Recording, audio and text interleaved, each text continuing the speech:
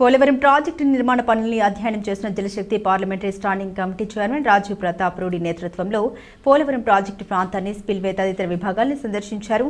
Project ప్రయోజనాలు, పనుల పురోగతిని జలవనరుల శాఖ అధికారులు వివరించారు. పోలవరం ప్రాజెక్టు నిర్మాణ పనుల్ని అధ్యయనం చేసేందుకు పోలవరం విచ్చేసిన కేంద్ర జలశక్తి పార్లమెంటరీ స్టాండింగ్ కమిటీ ముందుగా ప్రాజెక్టులోని స్పిల్వేని పరిశీలించింది. అనంతరం ఎగువ దిగువ కాపాడ్యం పనుల్ని పరిశీలించింది. అనంతరం హైడ్రో ఎలక్ట్రికల్ ప్రాజెక్టు పనుల్ని పరిశీలించింది. అనంతరం డయాఫ్రమ్ వాల్ పనుల్ని పరిశీలించి జలవనరుల శాఖ అధికారులను, ప్రాజెక్టు ఇంజనీర్లను కమిటీ చైర్మన్ సభ్యులు అడిగి తెలుసుకున్నారు. ఆయా ప్రదేశాల్లో కాంట్రాక్ట్ ఏజెన్సీ, ప్రాజెక్టు ఇంజనీర్లు ప్రాజెక్టు పనుల పురోగతిపై ఏర్పాటు చేసిన ఛాయాచిత్ర ప్రదర్శన కమిటీ సభ్యులు పరిశీలించారు.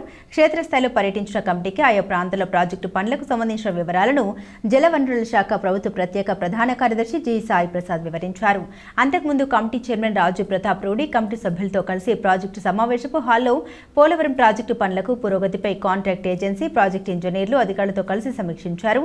ప్రాజెక్టు నిర్మాణ పనులకు సంబంధించి లేవనెత్తిన పలు అంశాలకు జలవనరుల శాఖ అధికారులు నివృత్తి చేశారు.